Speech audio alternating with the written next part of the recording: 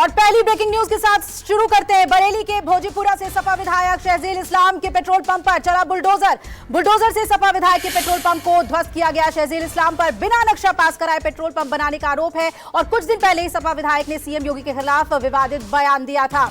अगली बड़ी खबर इसी मामले से जुड़ी हुई। यूपी के शामली में समाजवादी पार्टी विधायक नाहिद हसन के चाचा की प्रॉपर्टी पर भी बुलडोजर चला है और नाहिद हसन के चाचा अरशद हसन की अवैध कॉलोनी को बुलडोजर से गिराया गया और आरोप है कि अरशद हसन ने सरकारी जमीन पर कब्जा करके अवैध कॉलोनी खड़ी की थी। अगली ब्रेकिंग न्यूज का रुख करेंगे। अमेठी में भी बाबा का बुलडोजर चला है। वन विभाग की बेशकीमती जमीन पर बने व्यावसायिक कॉम्प्लेक्स को प्रशासन ने बुलडोजर से गिरवाया और एसडीएम शिवानी सिंह की मौजूदगी में व्यावसायिक कॉम्प्लेक्स गिराया गया। सुरक्षा को लेकर सीओ समेत थानों की फोर्स मौके पर मौजूद थी और रातों रात व्यावसायिक कॉम्प्लेक्स का निर्माण कराया गया था। बढ़ेंगे अगली बड़ी खबर की ओर, जो है बिजनौर से हत्यारोपी के घर पर चला बाबा का बुलडोजर। 26 मार्च को हुई थी राशन डीलर की हत्या और खेत में चोरी को लेकर गोलीबारी हुई थी। गोलीकांड के पिता पुत्र को गोली लगी थी। अब एक्शन लेते हुए हत्या आरोपी के घर बुलडोजर से एक्शन लिया गया है। अगली बड़ी खबर गोरखपुर से, जहां मंदिर के हमलावर मुर्तजा अब्बासी का कबूलनामा सामने आ गया है। कबूलनामे में मुर्तजा ने कहा है कि मुसलमानों के बारे में कोई भी नहीं सोच रहा, सीए एनआरसी गलत था और किसी को कुछ भी करना होगा। मुर्तजा बोले वो और उसका परिवार समन आने के बाद से काफी डरा हुआ था। आरोपी मुर्तजा को लेकर एक और खुलासा हुआ है। एटीएस के मुताबिक एक कट्टरपंथी व्हाट्सएप ग्रुप चलाता था मुर्तजा और मुर्तजा के ग्रुप से नेपाल तक लोग जुड़े हुए थे। एटीएस ने ग्रुप से जुड़े कई लोगों को शामली, संभल, नोएडा से हिरासत में ले लिया है।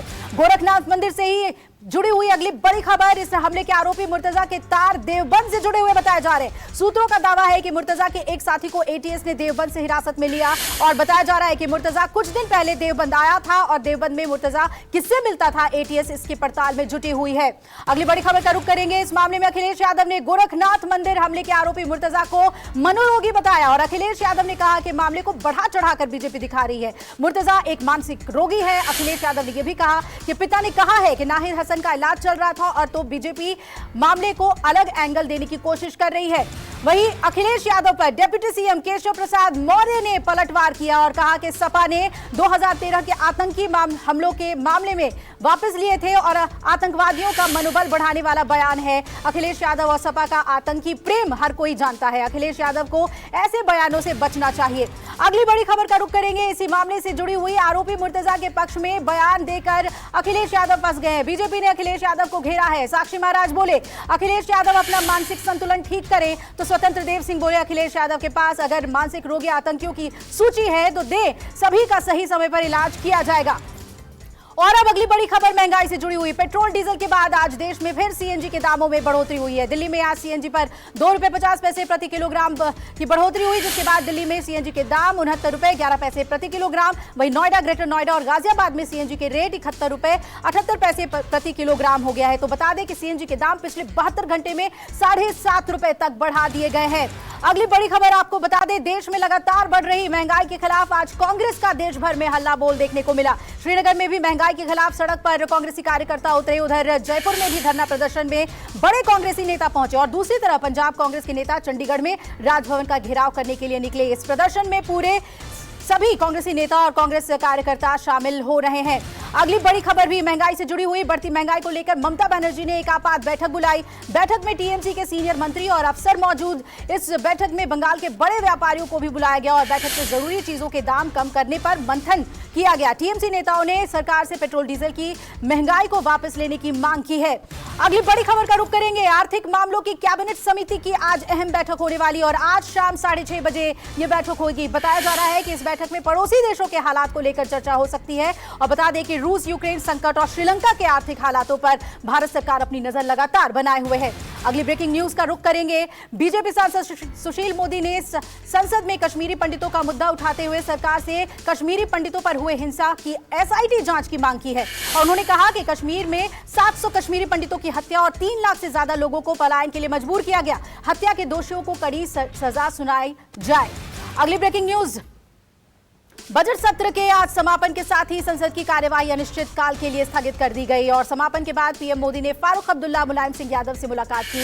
इस दौरान रक्षा मंत्री राजनाथ सिंह और लोकसभा के अध्यक्ष ओम बिरला भी मौजूद रहे। सत्र के दौरान कुल 13 विधेयक पारित हुए और 5 विषयों पर अनुदान मांगों पर भी चर्चा हुई। अगली बड़ी खबर जम्मू कश्मीर से जुड़ी हुई। पूर्व सीएम उमर अब्दुल्ला ने आज ईडी से ईडी ने उनसे पूछताछ की और ईडी ने जम्मू कश्मीर क्रिकेट एसोसिएशन के फंड में हुए घोटाले को लेकर उमर अब्दुल्ला को तलब किया था। दिल्ली दफ्तर में ईडी ने उमर अब्दुल्ला से पूछताछ की और इस दौरान उमर अब्दुल्ला से ईडी ने घोटाले से जुड़े हुए कई सवाल किए। अगली बड़ी खबर का रुख करेंगे। पंजाब में हार के बाद राहुल गांधी और पूर्व सीएम चरणजीत सिंह चन्नी के बीच बैठक हुई है और मीटिंग के दौरान दोनों के बीच कई अहम मसलों पर चर्चा की गई। मीटिंग के दौरान खासतौर से पंजाब में संगठन बदलाव को लेकर चर्चा की गई है। अगली ब्रेकिंग न्यूज का रुख करेंगे। कांग्रेस के बागी नेता निर्मल सिंह और बेटी चित्रा आम आदमी पार्टी में शामिल हो गए। दिल्ली के सीएम अरविंद केजरीवाल की मौजूदगी में दोनों ही पार्टी में शामिल हुए और इस दौरान राज्यसभा सदस्य सुशील गुप्ता और हरियाणा के नेता अशोक तंवर भी मौजूद रहे। आइए अब रुख कर लेते हैं अगली ब्रेकिंग न्यूज का। बिहार विधान परिषद चुनाव में एनडीए को भारी बढ़त देखने को मिली। अब तक आए 17 सीटों के नतीजों में बीजेपी को 6 सीटें, जेडीयू को 4 और आरजेडी को 4 सीटें मिली हैं। वहीं आरएलजेपी की 1 और निर्दलीय 2 सीट पर जीत हासिल कर पाई है और फिलहाल काउंटिंग सेंटर पर वोटों की गिनती जारी है। अगली बड़ी खबर के लिए रुख करेंगे राजस्थान का, जहां करौली में छठे दिन भी कर्फ्यू जारी है। 9 से 11 बजे तक जरूरी सेवाओं के लिए छूट मिली और करौली में नव संवत्सर के मौके पर निकाली जा रही बाइक रैली पर पथराव और उपद्रव के बाद इंटरनेट सेवाएं भी यहां बंद कर दी गई और फिलहाल भारी पुलिस बल तैनात किया गया है। मामले में अब तक 22 लोगों की गिरफ्तारी हो चुकी है। अगली बड़ी खबर भी करौली से ही जुड़ी हुई। करौली की घटना को लेकर केंद्रीय मंत्री गिरिराज सिंह ने गहलोत सरकार को घेरा और कहा कि घटना पूर्व नियोजित नहीं थी तो क्या थी। राजस्थान के मुख्यमंत्री कुछ नहीं बोल रहे हैं। कांग्रेस को केवल एक ही वोट चाहिए। हर कोई मुसलमानों का वोट लेने के लिए कोई भी कुकर्म कर सकता है। गिरिराज बोले अगर देश रहेगा तो हिंदू और मुसलमान भी रहेंगे। अगली ब्रेकिंग न्यूज का रुख करेंगे। फोन टैपिंग मामले में एनसीपी नेता एकनाथ खड़से कुलाबा पुलिस स्टेशन पहुंचे और पुलिस स्टेशन पहुंचकर खड़से ने अपना बयान दर्ज कराया है। आपको बता दें, अवैध फोन टैपिंग मामले में सीनियर आईपीएस अधिकारी रश्मि शुक्ला के खिलाफ चल रहे मामले में खड़से से जानकारी हासिल करना चाहती थी पुलिस। और अब बड़ी खबर का रुख करेंगे। यूपी से जुड़ी हुई खबर। यूपी विधानसभा चुनाव के बाद अब सबकी निगाहें एमएलसी चुनाव पर है, जिसे लेकर आज से प्रचार थम जाएगा। 9 अप्रैल को 27 सीटों पर चुनाव होने वाले हैं। कई जगहों पर एमपी और एसपी और बीजेपी के बीच कांटे की टक्कर बताई जा रही है और 36 सीटों में से 9 पर निर्विरोध चुने जा चुके हैं प्रत्याशी। अगली बड़ी खबर मीट बैन को लेकर। दिल्ली अल्पसंख्यक आयोग ने तीनों एमसीडी मेयर और एमसीडी कमिश्नर को नोटिस भेजा है। नवरात्र में मीट बैन के आदेशों के बाद सियासी दलों के बीच घमासान मचा हुआ है। बता दें कि एमसीडी के मेयरों ने कहा कि नवरात्र के दौरान लोग नॉनवेज फूड नहीं खाते, ऐसे में मीट की दुकानें खोलने की जरूरत नहीं है। अगली बड़ी खबर जम्मू कश्मीर से जुड़ी हुई। शोपियां में मुठभेड़ स्थल से बचकर निकल भागे सभी आतंकी। पुलिस के मुताबिक गोलीबारी के आड़ में सभी आतंकी मुठभेड़ स्थल से बच निकलने में सफल रहे। कल देर रात आतंकियों के छिपे होने की जानकारी मिलने के बाद सुरक्षा बलों ने तलाशी अभियान चलाया था और सूत्रों के हवाले से खबर है कि आतंकवादियों की संख्या 2 से 3 बताई जा रही है। अगली ब्रेकिंग न्यूज का रुख करेंगे। पंजाब के गुरदासपुर में भारत पाकिस्तान बॉर्डर पर ड्रोन मूवमेंट देखी गई और बीएसएफ की फायरिंग के बाद पाकिस्तान सीमा में ये ड्रोन वापस लौट गया। फिलहाल इलाके में सर्च ऑपरेशन लगातार जारी है।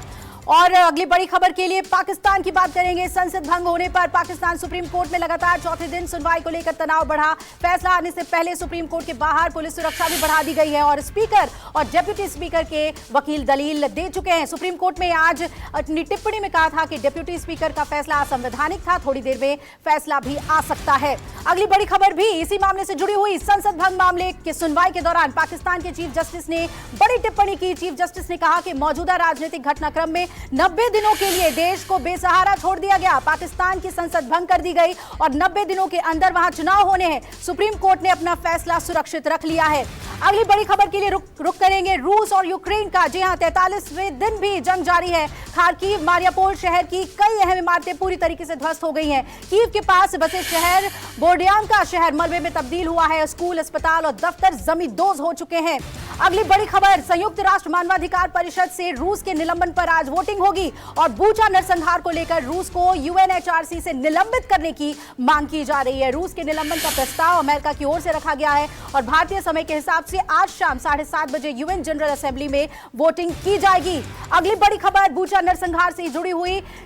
नरसंहार को लेकर घिरे रूस की परेशानी बढ़ाने वाली एक और खबर आ गई है। यूक्रेन के गोस्टोमेल में एक गैराज में 11 लोगों के शव मिले हैं और खबर है कि रूसी सैनिकों ने इन यूक्रेनियों की हत्या की है। खबरें ये भी आ रही है कि गोस्टोमेल के करीब 400 लोग लापता हैं और अगली ब्रेकिंग न्यूज भी रूस यूक्रेन से जुड़ी हुई। रूस ने फिर यूक्रेन में प्रतिबंधित बमों का इस्तेमाल किया है। यूक्रेन का दावा है कि ज़ेपोरिजिया शहर में रूसी वायुसेना ने क्लस्टर बम गिराए हैं और ये बम रूसी वायुसेना की तरफ से रिहायशी इलाकों में गिराए गए हैं। बताया जा रहा है कि अस्पताल और स्कूलों पर क्लस्टर बम रूस की तरफ से गिराए गए हैं। अगली बड़ी खबर, मारियापोल और बूचा में तबाही मचाने के बाद रूसी सेना ने डोनेस्क और लुहांस्क में हमले तेज कर दिए हैं। लुहांस्क के सर्वोदोनेस्क शहर को निशाना बनाया गया। रूसी हमले में 2 लोगों के मारे जाने की खबर है और बताया जा रहा है कि रूस के इस हमले में कई रिहायशी इमारतें पूरी तरीके से तबाह हो गई हैं। अगली बड़ी खबर भी रूस के साथ भारत की दोस्ती को लेकर अमेरिका ने फिर बयानबाजी की है। कहा रूस से गठबंधन की भारत को चुकानी पड़ सकती है कीमत। जो बाइडेन के सलाहकार ब्रायन रीज ने ताजा बयान देते हुए कहा कि हम चीन और भारत के यूक्रेन मुद्दे पर लिए गए फैसलों से निराश हुए हैं। अगली बड़ी खबर का रुख करेंगे जो है श्रीलंका से जुड़ी हुई। अमेरिका ने अपने नागरिकों को आगाह किया है और कहा कि श्रीलंका जाने से बचें। अमेरिका ने अपने नागरिकों के लिए एडवाइजरी जारी करते हुए कहा कि श्रीलंका में ईंधन, दवाओं और खाने की कमी है, इसलिए श्रीलंका यात्रा टाल दे। अगली बड़ी खबर का रुख करेंगे ओमिक्रॉन के नए सब वेरिएंट XE की भारत में एंट्री हो गई है। बीएमसी का दावा है कि ओमिक्रॉन के XE वेरिएंट का पहला केस मुंबई में मिल गया है। बीएमसी के दावे को स्वास्थ्य मंत्रालय ने हालांकि खारिज कर दिया है। स्वास्थ्य मंत्रालय के मुताबिक नए वेरिएंट मिलने की अभी तक कोई पुष्टि नहीं है। वहीं आदित्य ठाकरे ने लोगों से कहा है कि घबराए नहीं। अगली ब्रेकिंग न्यूज, भोजपुर में दबंगों ने एक परिवार पर कहर बरपाया। परिवार के सदस्यों की जमकर पिटाई की। कई लोग इसमें गंभीर रूप से घायल हुए हैं, जिसका वीडियो वायरल हुआ है। पुलिस ने कई लोगों को गिरफ्तार कर लिया है और पुलिस के मुताबिक कुछ दिन पहले हुए आपसी विवाद के कारण दबंगों ने पीड़ित परिवार के साथ मारपीट की थी। और अगली ब्रेकिंग न्यूज मध्य प्रदेश से, जहां अनूपपुर में एक मां ने अपने बच्चे को ही मौत के घाट उतार दिया। डीएनए टेस्ट से बचने के लिए गला दबाकर मां ने मासूम की जान ले ली और पुलिस ने आरोपी महिला को गिरफ्तार कर लिया है। पूछताछ के दौरान महिला ने अपना जुर्म कबूल कर लिया है। अगली बड़ी खबर मध्य प्रदेश से जुड़ी हुई, जहां बालाघाट में जादू टोने की आशंका में 2 मासूम बच्चों की हत्या की गई। नहर में दोनों बच्चों का शव मिल गया है और पुलिस ने आरोपी चाचा को गिरफ्तार किया है। पूछताछ के दौरान आरोपी ने अपना जुर्म कबूल कर लिया। ये रुक कर लेंगे अगली बड़ी खबर का। यूपी में अवैध कब्जों पर लगातार